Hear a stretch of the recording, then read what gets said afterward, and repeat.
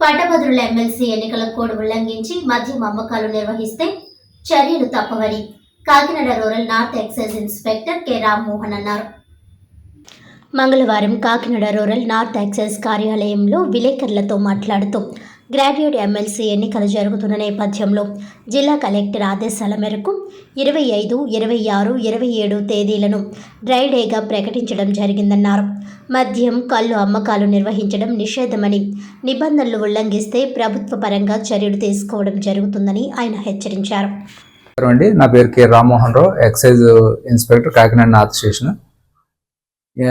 MLC election సందర్భంగా కాకినాడ జిల్లా collector వారు ఈరోజు అనగా 25/2/2025 తేదీ నుంచి 27/2/2025 తేదీ వరకు కూడా ఈ మద్యం సేల్స్ పై డ్రై డేగా ప్రకటించడం జరిగింది. వీటిలో భాగంగా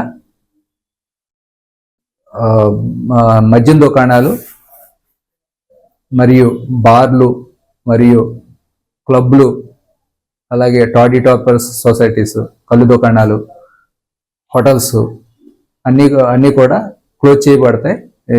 వాటిలో జరిగే మద్యం అంతా కూడా మద్యం దుకాణాలు అన్నీ కూడా క్లోజ్ చేసి వాటికి మేము సీల్ వేస్తాం. అవి అక్కడ ఏ రకమైన మద్యం అమ్మకాలు కూడా ఈ డ్రై డే టైంలో జరగడానికి వీల్లేదు. బట్ అక్కడ ఏమైనా డ్రై డే ఉల్లంఘనలు జరిగితే కనుక వాటిపై మేము చట్టపరంగా చర్యలు తీసుకోవడం జరుగుతుంది. అదేవిధంగా నాటుసారా కానీ, అలాగే అనాధికార మద్యం దుకాణాలు కానీ ఏమైనా ఉంటే కనుక మా డిపార్ట్మెంట్ వారికి తెలియజేస్తే మేము వాటిపై కఠిన చర్యలు తీసుకోవడం జరుగుతుంది. వార్తలను ముఖ్యాంశాలు మరోసారి.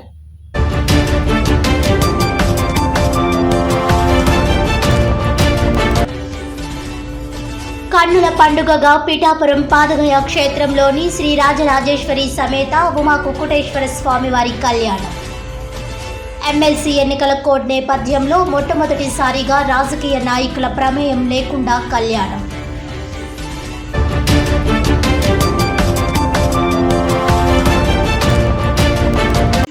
పట్టభద్రుల ఎమ్మెల్సీ ఎన్నికల కోడ్ ఉల్లంఘించి మద్యం అమ్మకాలు నిర్వహిస్తే కఠిన చర్యలు. Kakinada rural north excise inspector K Rammohan.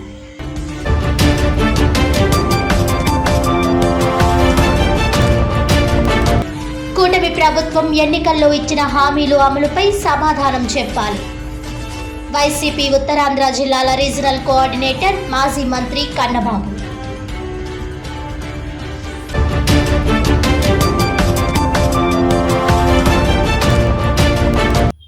ఈనాటి వార్తలు ఇంతటితో సమాప్తం. తిరిగి వచ్చే బులెటిన్లో మళ్ళీ కలుద్దాం. అంతవరకు సెలవు. నమస్కారం.